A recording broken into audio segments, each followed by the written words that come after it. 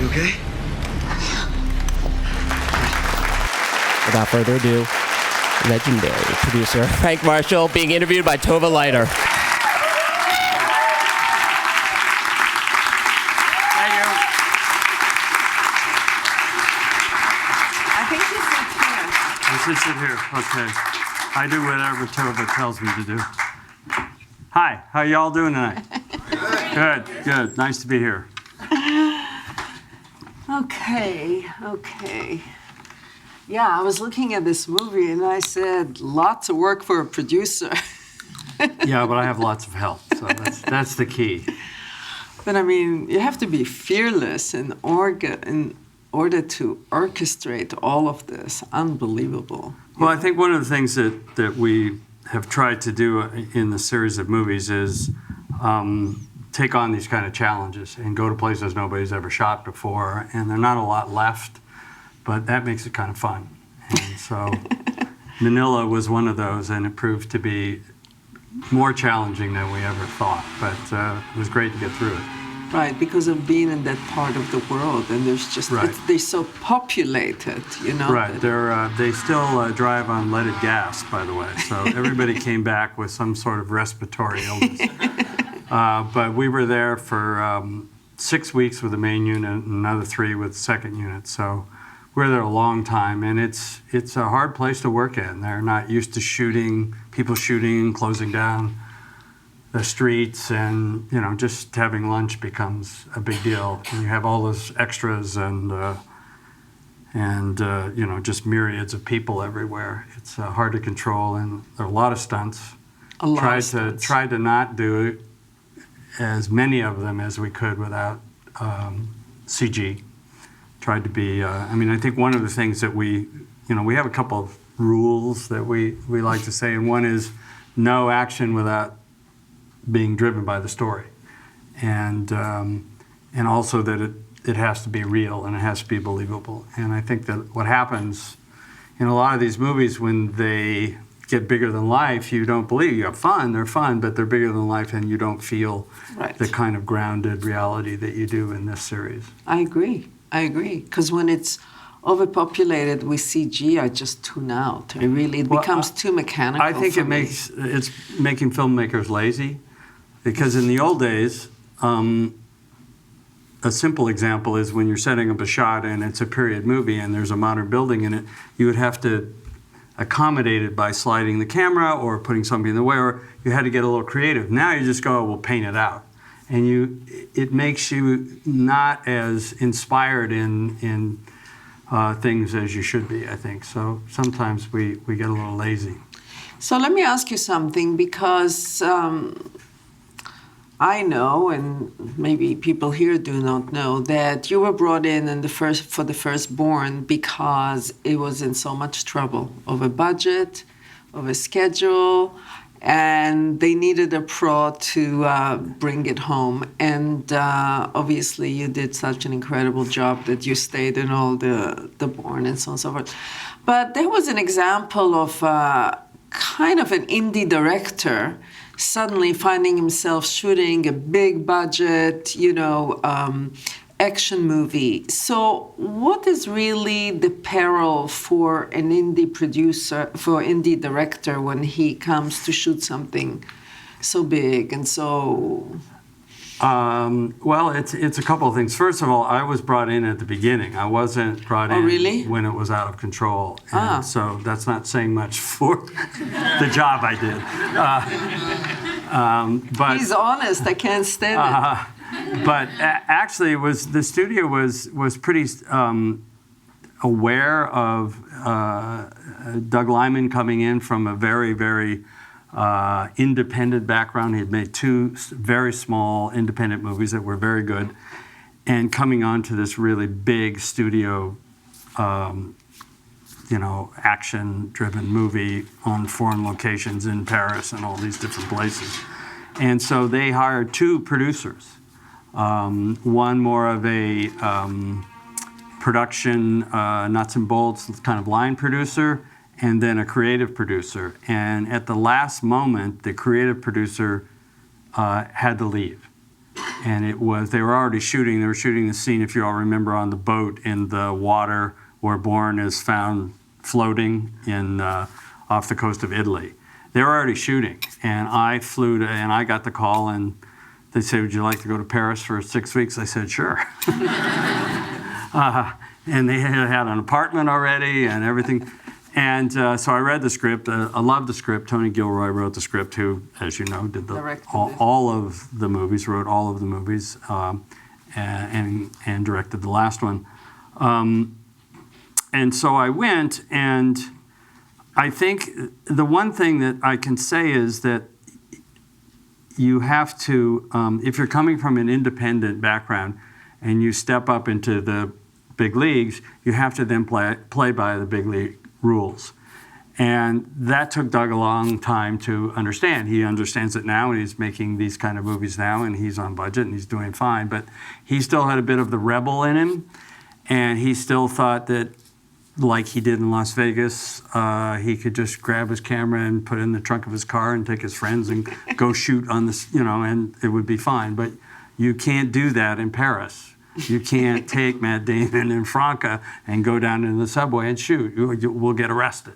Right. And the company, they'll shut the company down. So that's a simple example, but it's really about you have to then take the talent that you have and the artistry that you have. And Doug really is responsible for creating this series. I mean, it was his idea to go get the books. He went and met with Mr. Ludlum and got the rights. It was his idea to, sort of update the character because they were Cold War stories. I remember when I came to town and they were like developing it. Yes. And then they dropped it and suddenly he picked it up. A young guy, 25 years later. And, there are all these stories. Brad Pitt was supposed to play Bourne for a while, and then he went to do something else, and Matt was kind of the fallback guy. So there are all these, a lot of luck. There's a lot of chance involved in these things. And then just what happened is we got off track and actually the story itself, we started to change the script. Don't change your script. Get your script right before you go to shoot. Big, big, big error that a lot of first-time and independent directors make. Because if you're making a small budget movie, you can be real flexible and there's not a lot at stake. But if you shut down while you're shooting on a big movie, it costs a lot of money. And every day is very valuable. So you want to know what you're after. But our biggest challenges came in post-production, and we went back and shot for about 6 weeks. And then 9/11 happened, and there's a period there. And it's an interesting thing. If you go into the extras on the first movie in the box set, Tony Gilroy talks about there was a period there after 9/11 when we didn't know whether an audience would go to another action movie where there was a lot of violence in it. And so the whole, nothing had ever happened like that, obviously, before. So we had to scramble around. We were supposed to shoot in Paris. They wouldn't let us put up scaffolding to put lights on because everybody was worried that, this was going to continue to happen all around the world. So it was really hard shooting then, and we actually shot bookends that made the film feel like it was a flashback. The movie opened with Bourne going to Greece to find Franca's character. This is how it opened. And he was looking around, and he bought a Coca-Cola, and he drank the Coca-Cola, and he sort of spun around and fell down, and then we went to one of those magical, flashback things. And then we played the movie. And then at the end of the movie, he woke up, and there was Brian Cox with him in a motel or a little hovel in Greece there by the bike shop, and he was saying, "We need you to come back." And so it was a way to have the movie be a flashback, so you could kind of accept that we're in a new world now, and now we really needed Bourne back. We didn't need to use it. We played the movie and nobody blinked. So, but we went ahead and shot that. We went back to Greece. We shot it in Greece. We did, it was a big deal. But anyway, it took a long time to find the movie. and a lot of testing and new editors. And I actually did a cut of the movie myself, and Doug did a cut of the movie. So, that's how it all kind of started. And then we went on with Tony as the key element in all of the movies. Right. Because he is sort of, I call him the keeper of the flame, Right. of the born flame. Right. And it's, it's like I feel like the James Bond movies and this movie, they're getting a little darker. They start, saturated with color and a little more playful and whatnot, and suddenly, everything is getting a little darker. I think every decade actually has a style of its own. I really do. Well, I was kind of flattered because I think that the Bond movies are kind of trying to imitate us now. I love the Bond movies, but they're getting much more real. Yeah, absolutely.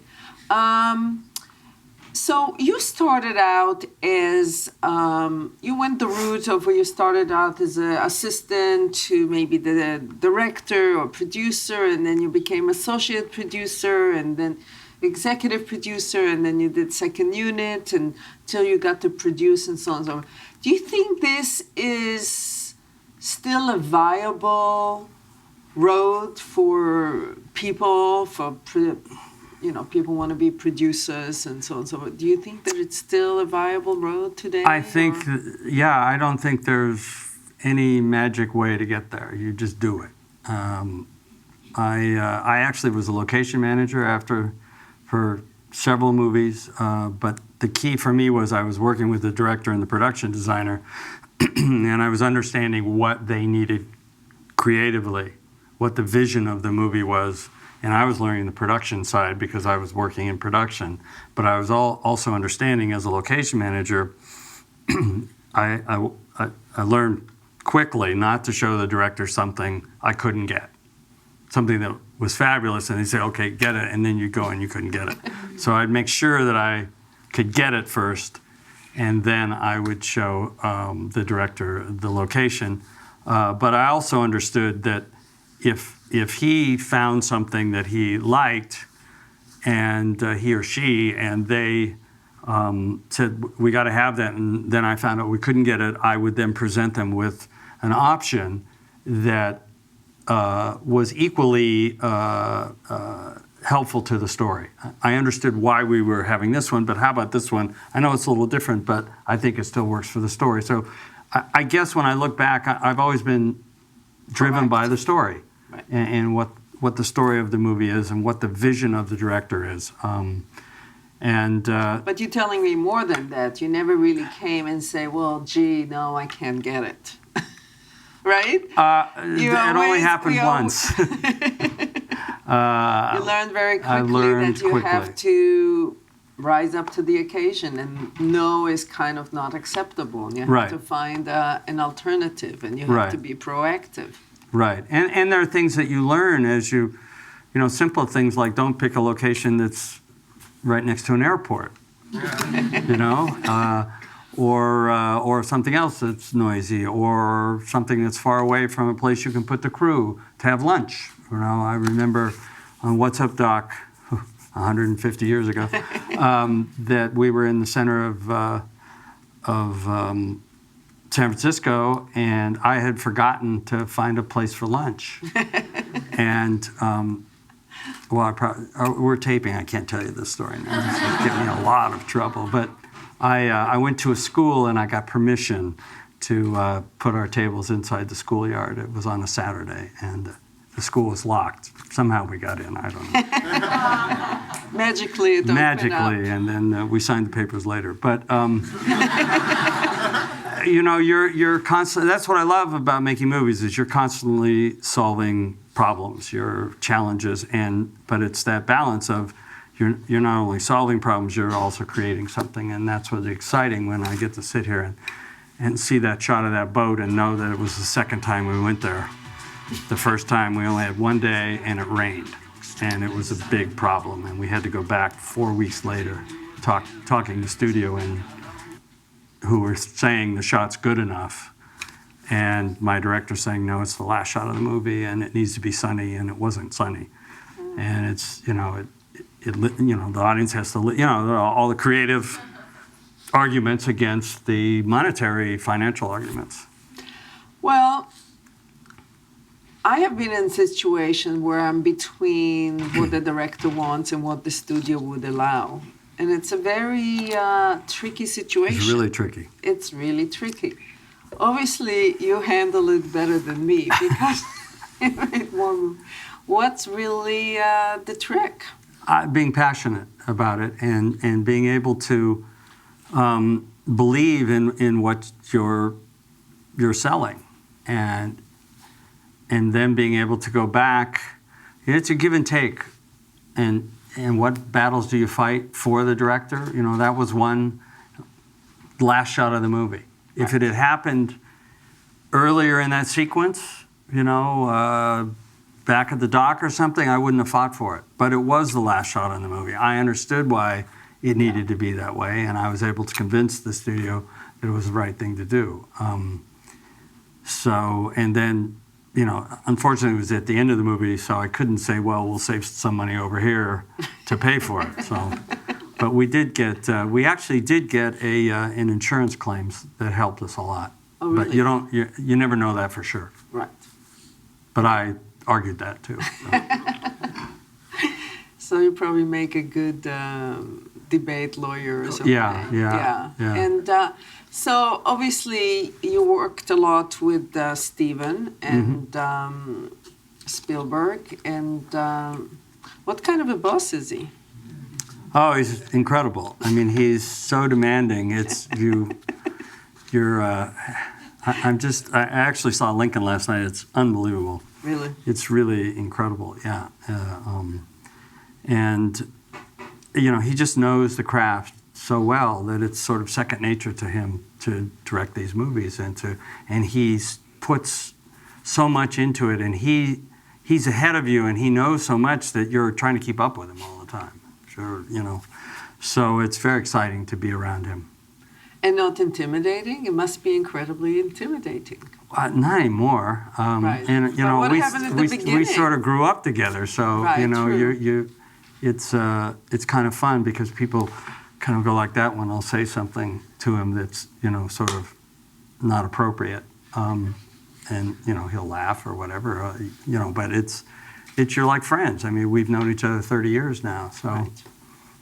Incredible. Yeah. And Kathy, your wife, started as his assistant. Yes, she was. He does work well with women, I have to say. Yeah, and he was alone. He had no assistant at his desk, if you can believe that, after 1941. And you're kidding. Kathy was working for John Milius, and he said, "Why don't you come work for me?" And then I got this phone call because we were going to do Raiders, and this voice said, "Mr. Marshall." I said, "Please call me Frank." And she said, "Well, Stephen would like this and that." And so there were a bunch of phone calls with Mr. Marshall. And I finally said, "I'm going to come over and meet you." And so I came over, and she thought I was 75-year-old production manager. And so there was a big surprise on both sides. So.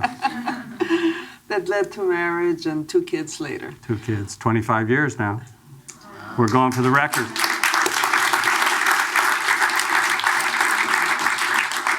And so I'll ask you the last question, then I'm going to open up for the students. So what is really the thing that you learned most from working with Spielberg? Well, I think what I've learned most, and I'll tell you a little story of how I learned it, it's always do your best, no matter what you're doing. If you're making the coffee, make the best coffee. If you're collating the pages of a script, don't put them out of order.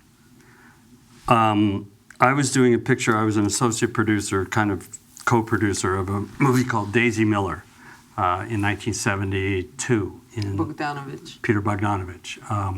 And we were shooting in Rome. We were shooting in a little studio in Rome. Fabulous way to make a movie. And I got a call on the set, and there was a publicity fellow from UIP, which was the international side of Universal, and he was there visiting with a young director who was going around Europe with a movie that was opening, and he was a bit homesick, and he said, he wanted to come by and see some Americans working, and could he come by? I said, sure, absolutely, he can come by. I told Peter, and he was going to come by for lunch the next day. And it was Steven. And Duel was being released, Duel, which is his famous TV movie with Dennis Weaver. And it was being released in Europe as a movie.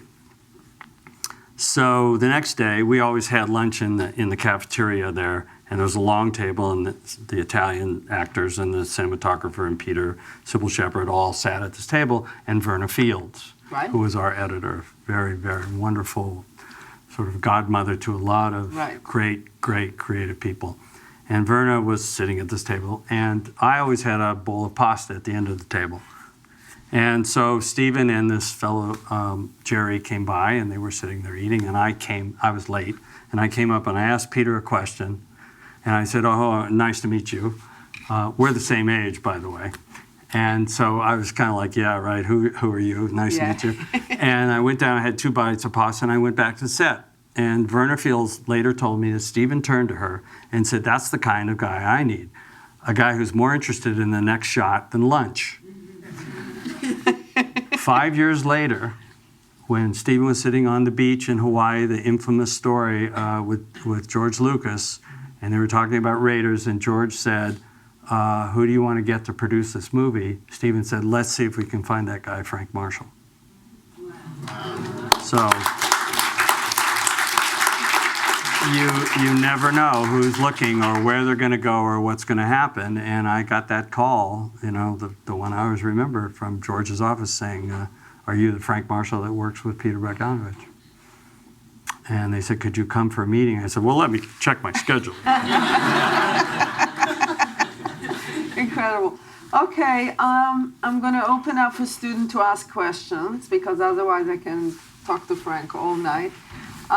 There is please line up. Don't be shy. They're going to be very shy. Yeah, come on. You got to have some questions about this movie.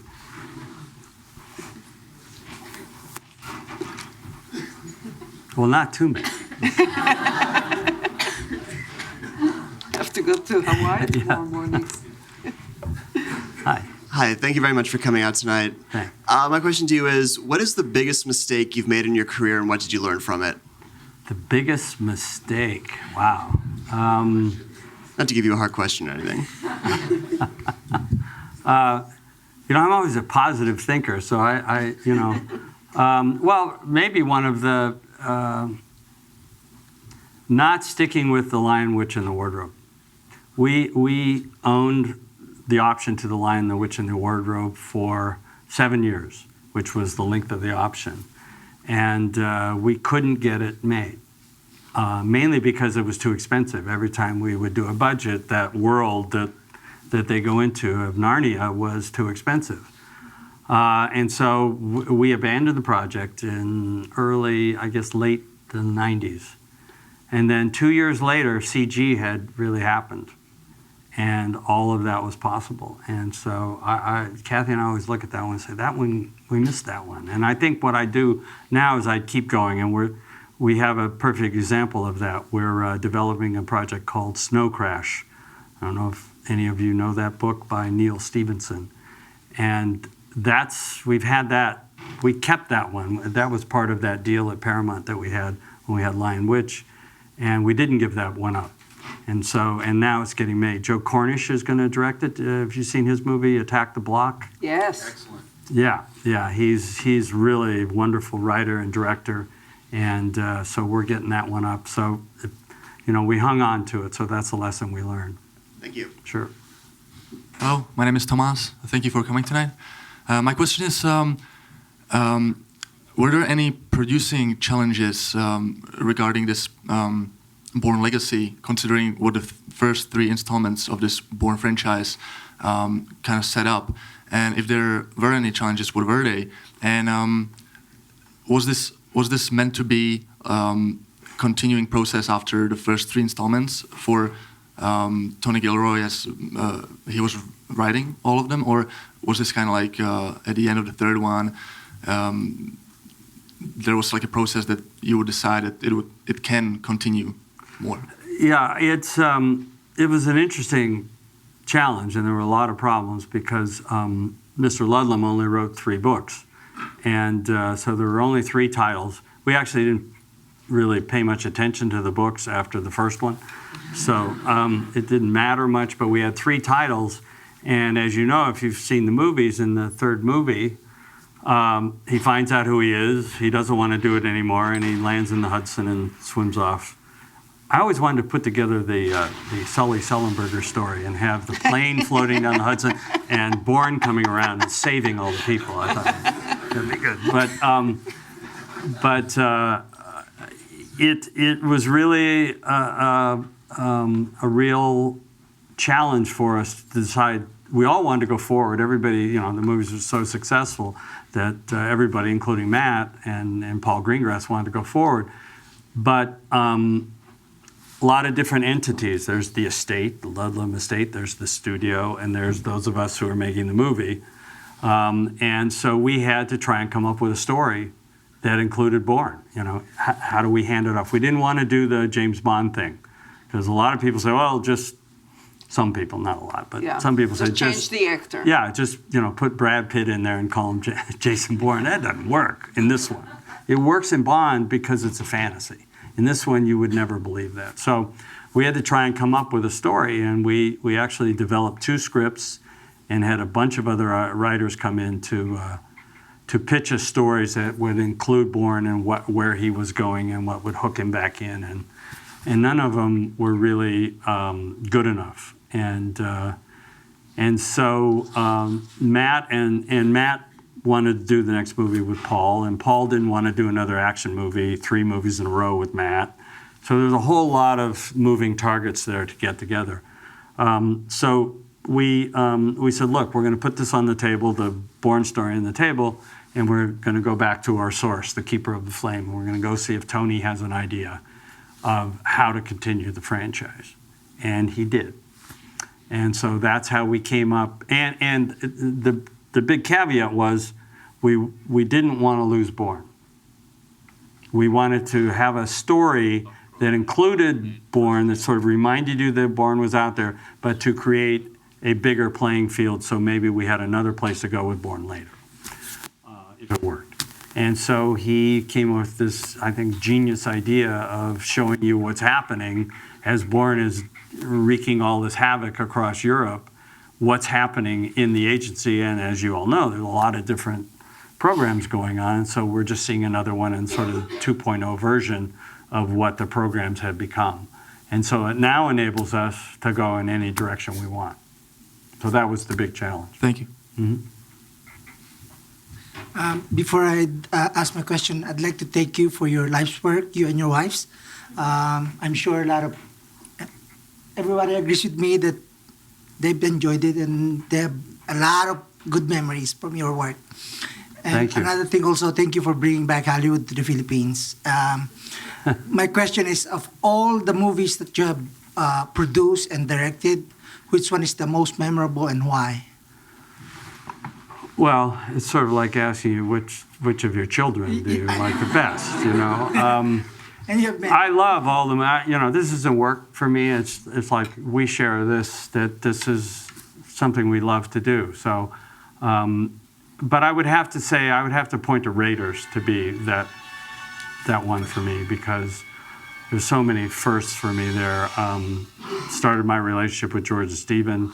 I met Kathy. I probably should have started with that. Yeah. I met Kathy. Yeah, we Don't recorded cut that out. Yeah.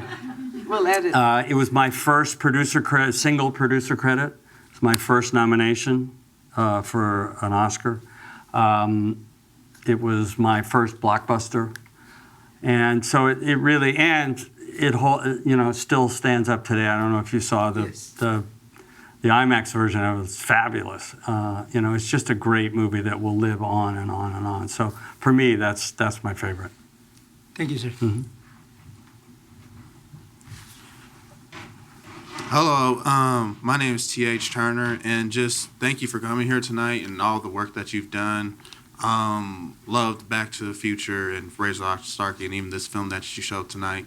But my question is coming into like the industry and everything, what kept you like inspired and motivated and just keeping a positive, attitude Like, just what, just kept you motivated? I think just the work kept me motivated. I loved making the movies, and it became like my family. I loved going to work every day. Often I get asked, well, how did I get there? I don't know.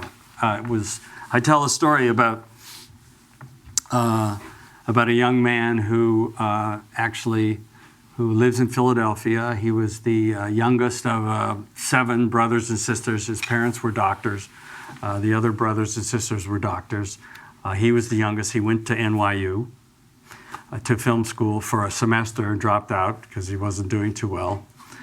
And he wanted to be a filmmaker. And somehow his script landed on our desks. And that script was The Sixth Sense.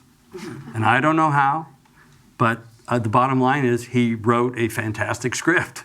And somehow it got passed in Philadelphia. And somehow it got passed to this person and this person and it came out here, and there it was. And we read it and we bought it, and the rest is history. So I don't know how he did it, but he did it. And he tried to go to film school. I'm not saying drop out of film school, but film schools give you a lot of things that you can't get on the outside. I mean, and one of them is see a lot of movies, see a lot of old movies. There is a language that exists in filmmaking. And sometimes you can break it, but you got to know what it is before you can break it.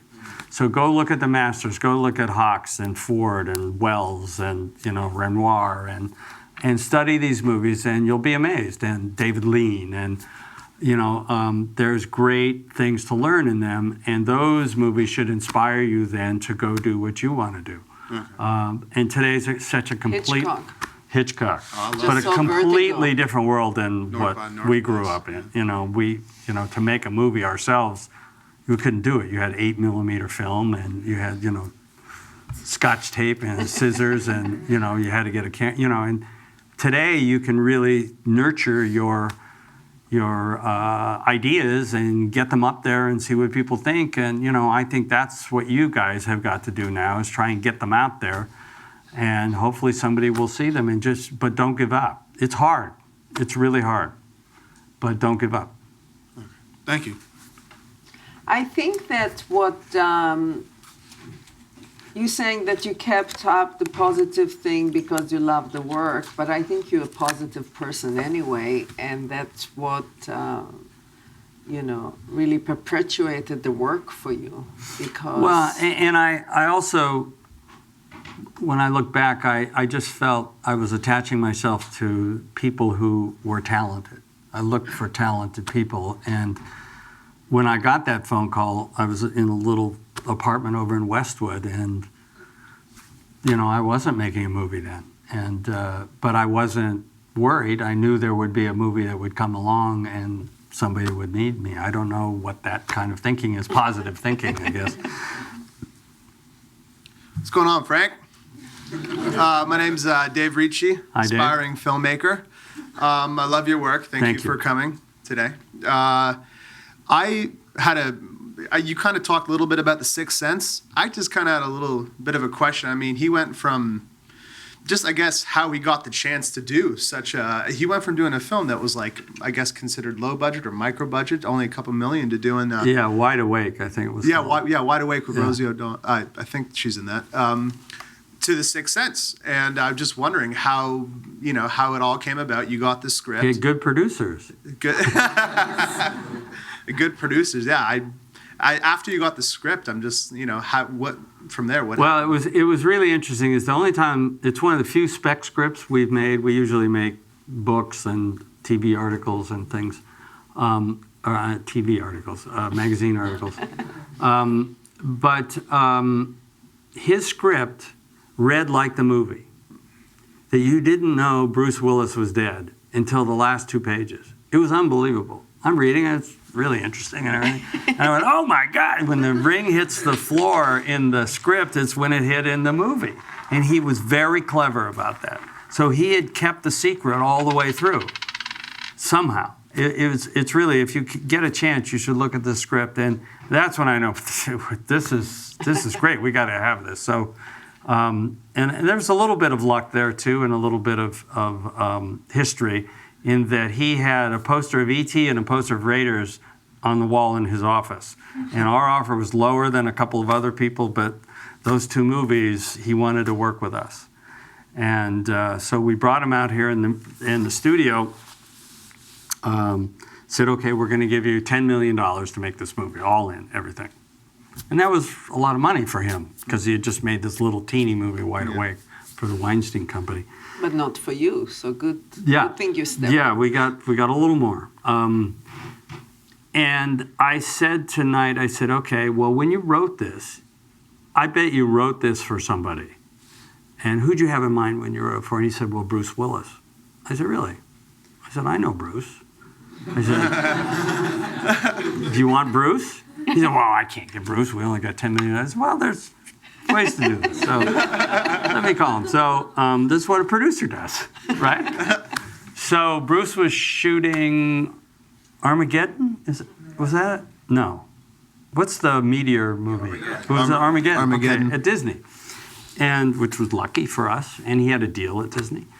So I called his agent. I said, I got this script for Bruce. And he said, oh, I'll send it over. And so I sent it over. And a few days later, I called and said, did you get the Bruce the script? Well, I don't know.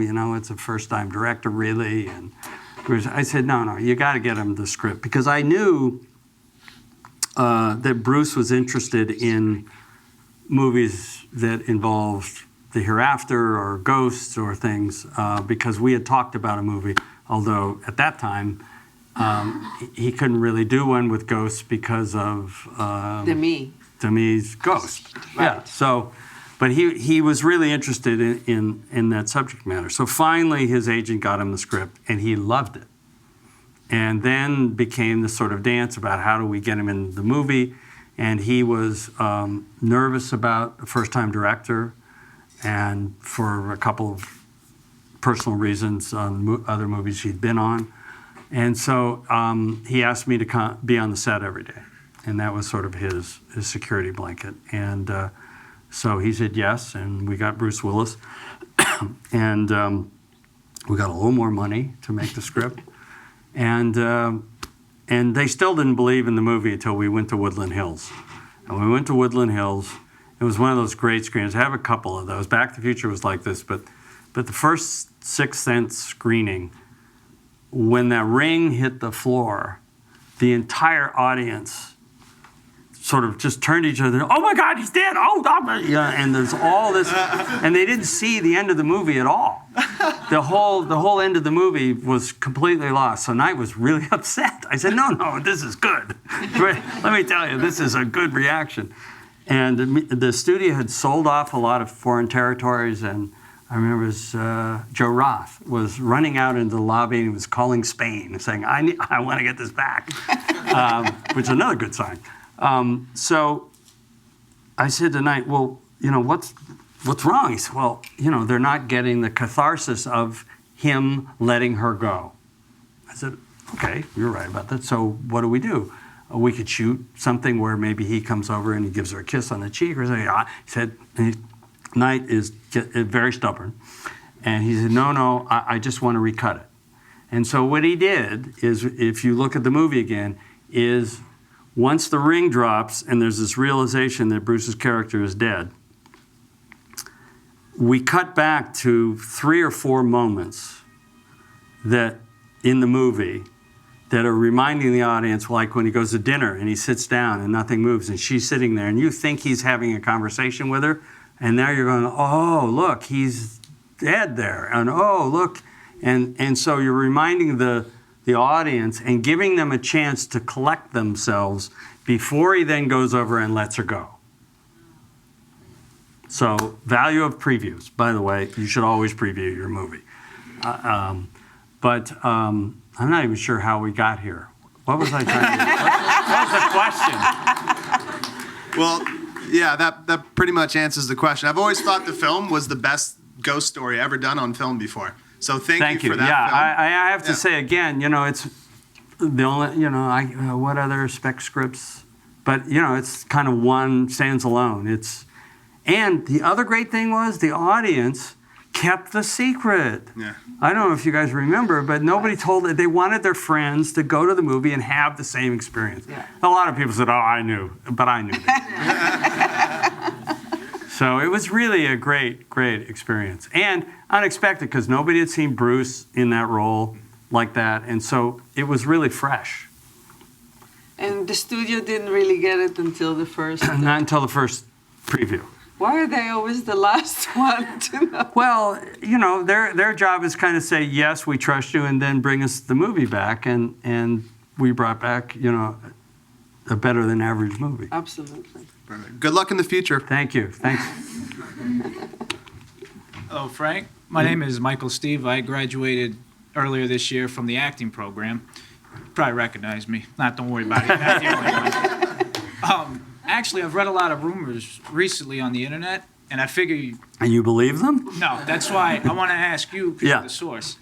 What's going on with the Jurassic Park 4? My understanding is you're in works with that? Yes. We're moving forward on that. Yeah, it's. Yeah.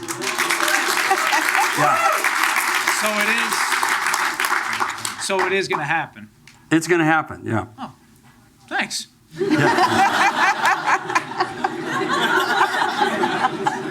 Hi, Frank. Well, the other thing that's going to happen is there's going to be a 3D version of the first Jurassic, which is really cool. And Steven is personally overseeing the conversion. And I've seen several scenes with him. It's fantastic. He's spending a lot of time with it. And so you're going to be really happy with that, too. There you go. Cool. Hi, Frank. My name's Art. I want to thank you for coming out here to talk with us.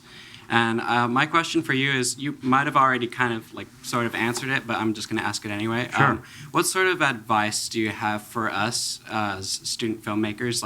When we're done working with getting our bachelor's or master's, what sort of advice do you have for us to, become a producer or just aspiring filmmaker like you? I have a couple of things. Okay. The first one is don't forget about the other things there are to do on a movie. I know, everybody wants to be a director, a writer, producer, or actor, but there are you started to see them there. There are about 150 great jobs on a movie. There's a person who spends a whole day just taking stills. That's all they do. There's the costume designer. There's wardrobe people. There's a guy who called craft service, if you like cooking. That's a great job, and you're on the set. There are, don't just try and hit that home run.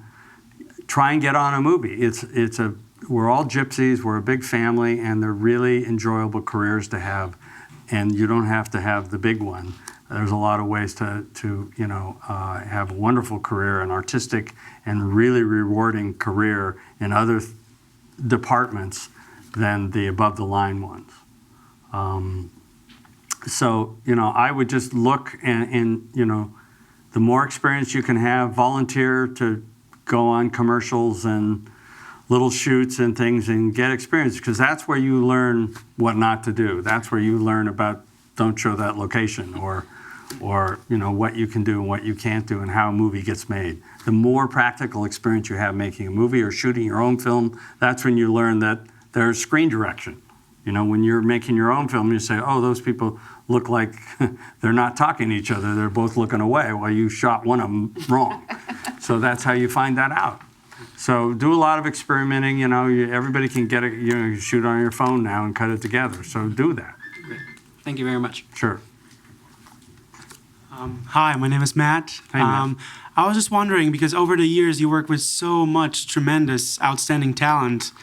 So my question would be, how much does having great talent attached to a project help with getting it off the ground? Well, it's a huge help. It's unfortunately we're in a time where they're not making anywhere near the amount of movies they used to, and so I've been fortunate to work pretty much in the studio system my whole career, and they're like the bank, and the bank likes to have an insurance policy. So when you come in with Stephen or Bob or an actor like Brad Pitt or Matt Damon, they feel a lot more comfortable, particularly if the movie's not right down the center in a big high concept movie. But then what I love is there's always a movie that breaks the rules. That those rules, no baseball movies until One succeeds. one succeeds. What was the Brad Pitt one? Moneyball. Moneyball. You can't make a movie about baseball. Well, Brad Pitt helped get that made, and it worked. So No Vietnam, and then Platoon, and no, Yeah. yeah. yeah. All right, So, thank you very much. Yeah. Yeah. Hi, Hi. my name is Jen. I just have a quick question Sure. for you. Did Edward Norton have to audition for that role? No. No? Was he your first choice or the first choice? He was Tony's first choice. Tony's first choice? That's the beauty of having the writer-director, because you can get, you don't have to ask one person for the answer. And he always had Edward in mind when he was writing the role. And if you notice, there's a lot of New York stage actors Right. in the movie, and that's because Tony's in New York and he's really involved in all of the theater. How much of a decision, well, how much of a say do you have in that process?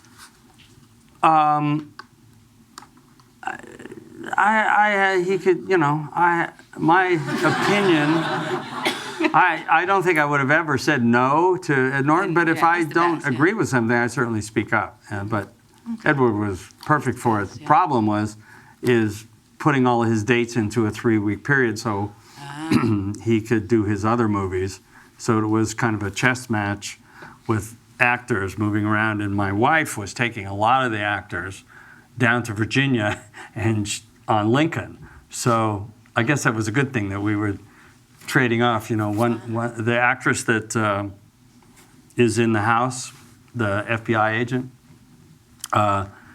she would be down and in these long dresses and everything, and they'd say to her, what were you doing yesterday? She said, I got shot in the kitchen. And So do you and Kathy ever, fight about talent? She wants it for her movie, you want it for we your work movie? it out. That's why we've been together 30 years. Thank you. We're able to work things out. Yeah, Hi, thanks for coming again. sure. My question is, as a filmmaker, we travel a lot, and as a producer, we think about money a lot, like the most. So my question is, where you think is the cheapest place to shoot movie? The cheapest place. Yeah, all over the world.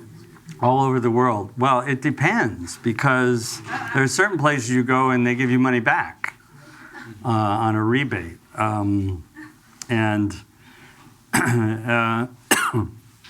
Cheapest in what regard? What? What aspect of the movie is the cheapest? Because if you go someplace where the cost of living is is very low, you still have to bring all your people in, and that costs money. So you need to go someplace where the cost of living is low, and there's a crew, and you have all the locations and sets. So it really kind of depends on the movie. Shooting in Canada is pretty cheap. In Toronto or Vancouver. It used to be much cheaper. Yeah. And then it depends on the dollar. It really depends on the movie. People are going to Louisiana now. I mean, we shot a lot of Benjamin Button in Louisiana, and it really was cost effective. Okay, thank you. Sure.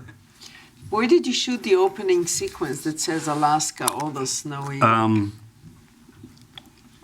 That was up above Calgary Really? in a ski resort called Kananaskis. And it had all those incredible mountains and snow, and he really went in that water. The water was 38 degrees. Why did he go there? I always wondered. In the opening sequence, he goes into the water and then he stands. He goes by in, the he gets fire. the clue of telling him where to go.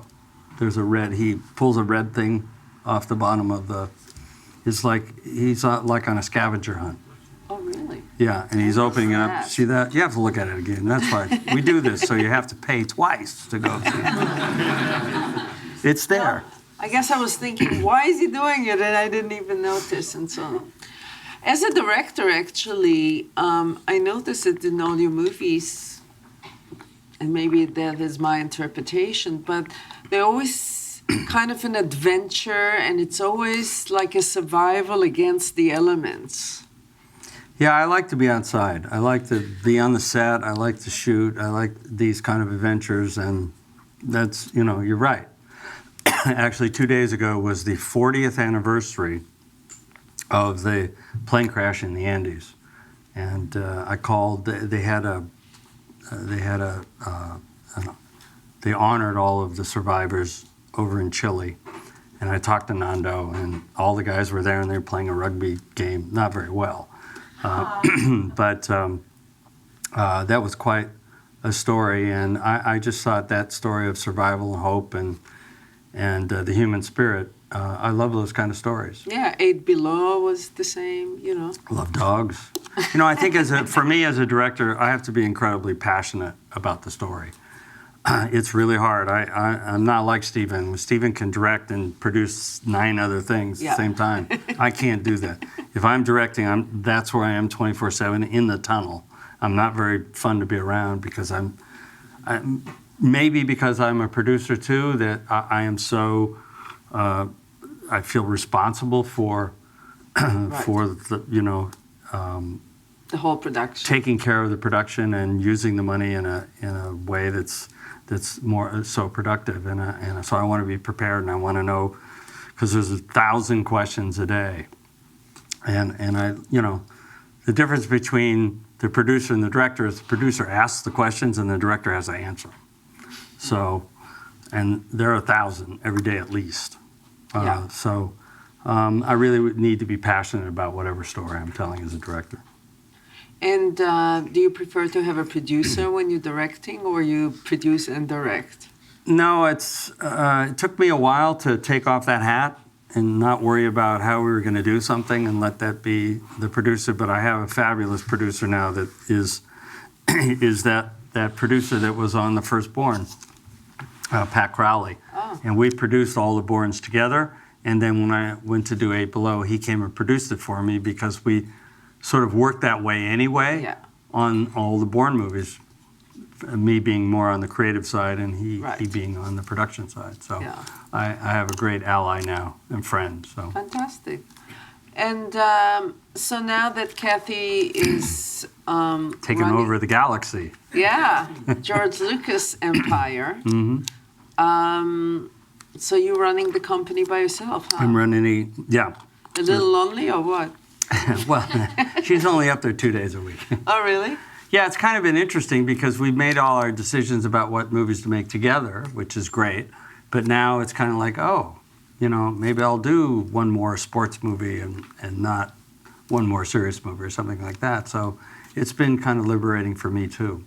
Right. So, and I might change it to the Marshall Kennedy Company maybe. And what is her agenda at the Lucas thing? Well, she's just kind of getting her feet wet now, and she's meeting with everybody at the different, there are a lot of different divisions up there, from ILM to Skywalker to the game division to the animation division, merchandising, movies. So I think she's going to try and, pull everybody together so they're working, the synergy of the company is moving in the same direction, and they're going to make some movies. I mean, that's what George said. I want you to make some movies. So. And where's George, on some yacht in the Mediterranean? No, he's taking a year to transition. He's not on a yacht yet, but he's definitely handing the reins. I once ran into him at the airport in Cannes, in 15, 20 years ago, and waiting on the plane, and all he was talking about is about the brain research at UCLA that he was involved with, and I guess he sponsored and so on and so forth. So he's interested in different things. Yeah, he's very interested in education, for example. He's got a lot of programs in education. The Young Indiana Jones series was really about education. It was really about a fun way to learn. They're all about Indy going through with, I don't know if you've seen them, but with famous people in the past. And so he's really interested in trying to have movies as a way for kids to learn. So he's got a lot of great ideas, and now he's, as he says, he's going to go off and make little movies in his garage. I don't know what those are going to be. But Sequel to 138X. yeah, exactly. Okay, what's next for you? Jurassic, that's one. Of Jurassic, Snow Crash. Hoping to put together a project over at Lionsgate called Houdini. Is that the one that we had at Synergy with? No. That was Smoke and Mirrors. Yes, we So I was a magician in another life, and I've always had a love of magic, and so any project, particularly one called Houdini, I think I should be involved in. So and you're also big. You have big involvement with the Olympics. I Yes. always liked sports. Like sports. Those are harder movies to get made. Right. But I did a documentary for the 30 for 30 series for ESPN. I directed a documentary, so that was really rewarding, about a Norwegian speed skater named Johan Olaf Koss. And so that ran last year on ESPN and on ABC.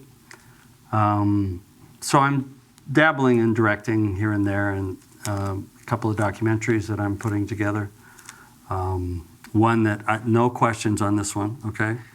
But we shot Lance Armstrong's comeback in 2009, and we've been waiting to see what was going to happen before we finished it. So sadly, we know what's happened, so we're finishing that. And it's with Alex Gibney, who's a wonderful documentary filmmaker. So that's going to be finished. So how do you have time for everything? Usually they say if you want something done, ask a busy person. So it seems to be. Well, I'm a multitasker, I guess. I guess I would have been probably diagnosed with ADD or something, and if they had it when I was growing up, I would have probably been on all kinds of drugs and wouldn't have been good. But no, I just like doing lots of things. I'm involved in a lot of things. I also like giving back and trying to, I'm involved in a organization called LA's Promise that's improving a neighborhood in South Los Angeles.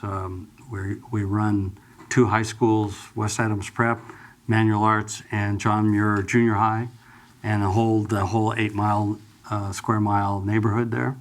And that's starting to work. We just had our big gala last Monday, and it was about magic. So I am still involved on the Olympic Committee, and so it's kind of keep my 2 loves. Actually, the ESPN thing was great because it was my passion for filmmaking and my passion for sports got to come together. So that was nice.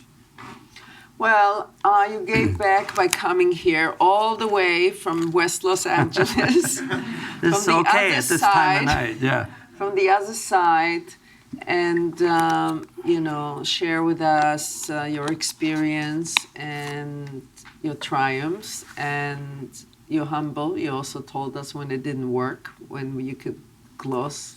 And I think that's a good lesson for filmmakers also to know and to learn that it's not always 100%, but you keep at it, and the next one, I remember Steven doing 1941 and being so crushed, but he went and did Raiders, and he was right back up there, and I think that's really very important, to know.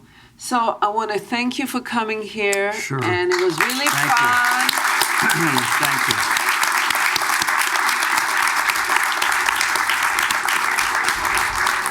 Well, this is great. Thank you for having me, and good luck to everybody. I hope you find your dreams. Thank you.